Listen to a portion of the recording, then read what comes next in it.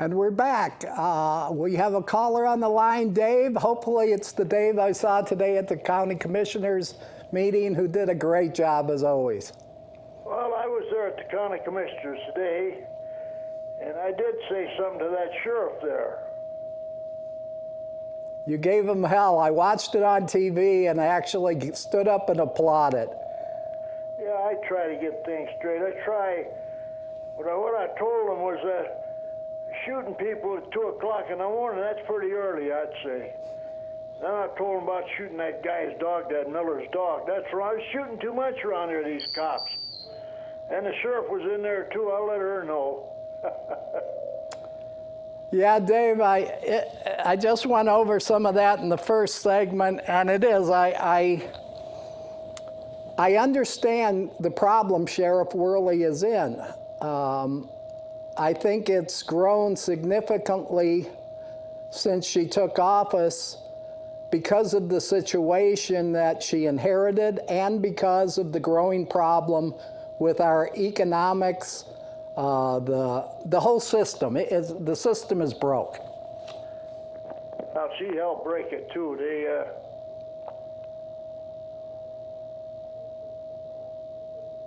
Yeah, you still there, Dave? Yeah, I'm still here. Yeah, well, go. She helped break it. She had that Moody, who I like. He was Alaska, man. I like people from Alaska. But she carried him around there on a payroll for a long time. He wasn't sure. He couldn't pass the test. Things like that. And always wanting another sheriff there. Yeah, I personally was not impressed at all with Mr. Moody.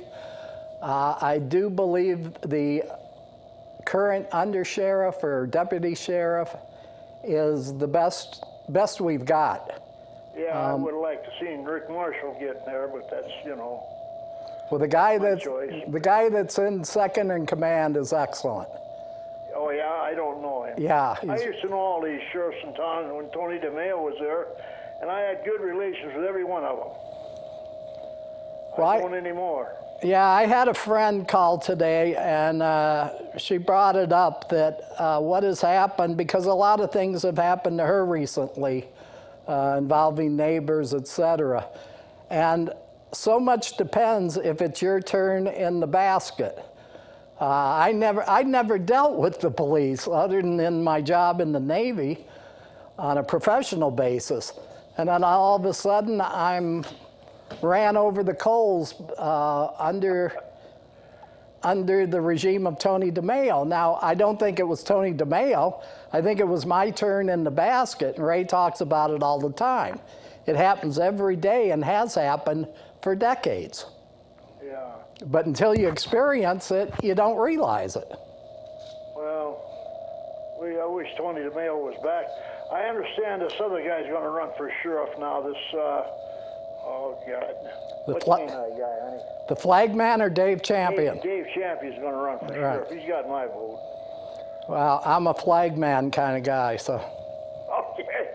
Well, the flagman would be all right. Oh, he'd be great. Darn right he would. He'd be good. He's got my vote, either one of them. Good.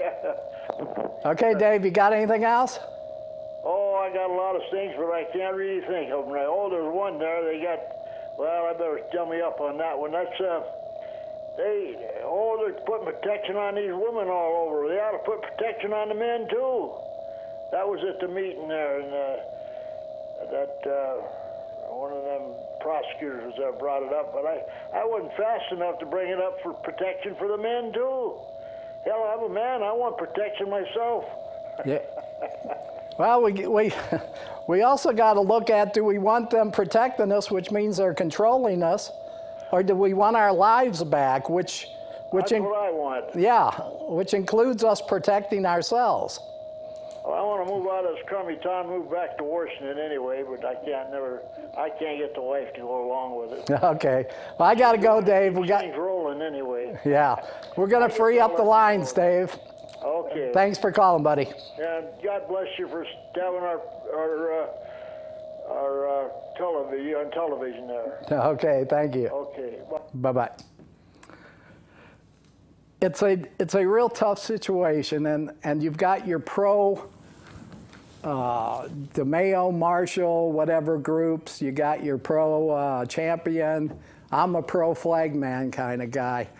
But the ultimate answer is going to have to involve all of government, because you've got to create an atmosphere that the people no longer are in this desperate feeling of survival, of desperation, of turning to drugs, crime, etc. Nothing's going to get solved. It's only going to get worse, and I'm afraid I don't care who's in there. Until the underlying factors are solved, I don't have any answers. Amy, do you have any answers? Oh, geez, I don't know about answers, but I sure have a lot of questions. One thing is you talk about inheriting problems. You know, anytime a society grows like Pahrump has grown, there's going to be bigger issues, especially with drugs and crimes related to drugs. But in my opinion, if you have these kinds of issues, you don't fire all of the experienced officers and hire all of these new guys and say they're not trained properly when something goes wrong. So there's something at the top or around the top that's amiss in our sheriff's department. I'm not a specialist in law enforcement. I don't profess to be, but I do know when there's something wrong. And there's something wrong in the Nye County Sheriff's Department, and it's at the top. And all these officers that have been involved lately are from inexperienced deputies. What about the prosecutors? The prosecutors, that's another thing. You know, I don't think they see human beings. I think they see numbers. They see case numbers, and they let the judge take over. They just start like parrots repeating what the law says instead of realizing they're fighting for a person or they're representing a person. I think that's gone to the wayside because of the case overloads. They don't get to know these people. That's my experience from watching them anyway, is that they prejudge people. They have, you know, they're all friends with each other, so they all talk about things, and they're all, in my opinion, they're preset in some of these cases when they walk in to into the courtrooms.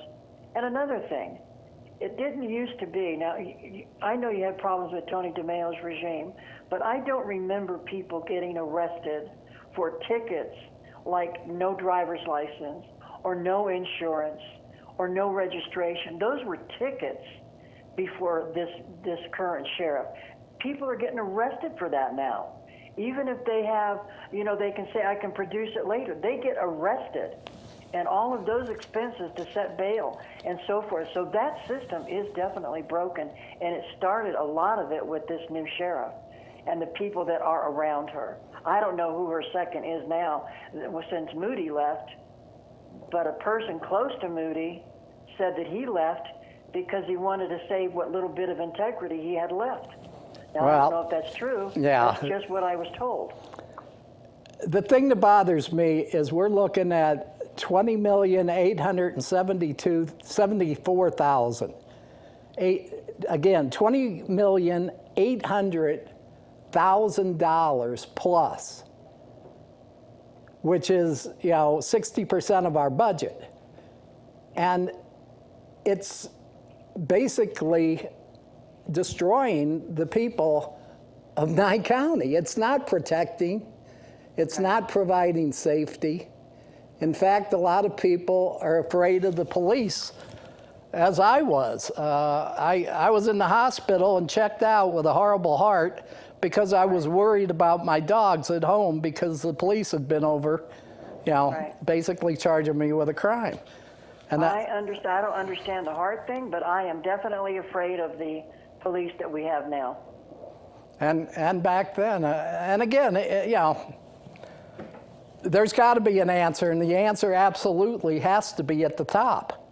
Not just the sheriff, the DA, the commissioners, all the big money people, the people that we are saying are our representatives. Right. Okay, Amy, you got anything else? Nope, that's it. I just have to say, if you want to answer, just drain the swamp and start over. Well, that's a good point, because I do believe Trump absolutely is attacking the main battle that has to be done. And I think locally we're going to have to do the same thing. And it's a philosophical question.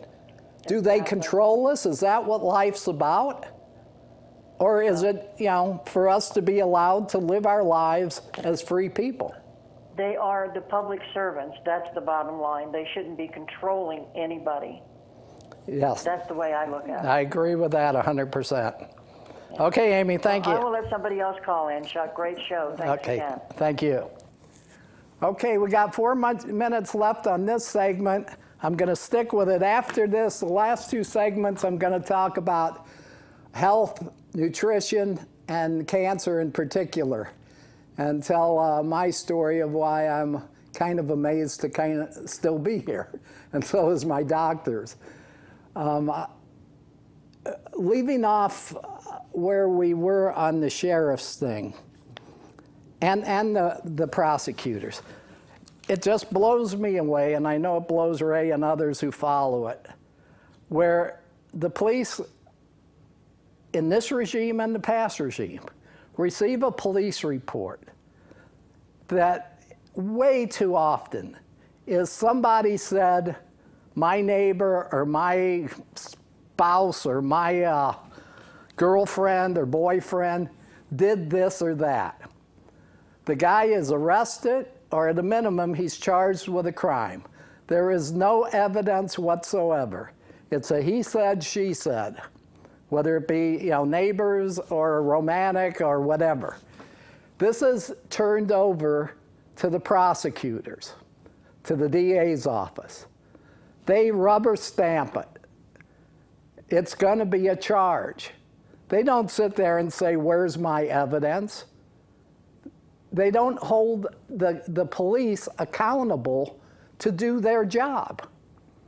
They simply rubber stamp the crime, and actually they look for more crimes to add on to it. And then it goes in front of the courts, and hopefully the judge or the person will require, if it's a felony or gross misdemeanor and above, they'll force a trial so that somebody can finally say, there's no evidence.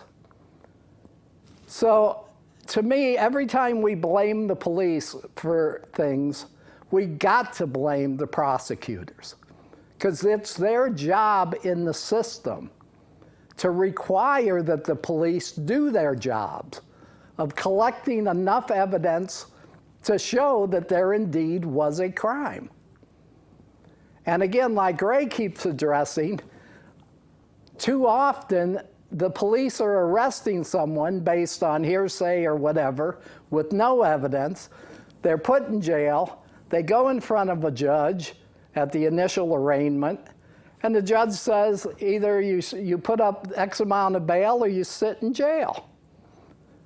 And again, people are being unfairly charged with crimes. They're being unfairly incarcerated. We're going to take a break now. We'll see you on the other side.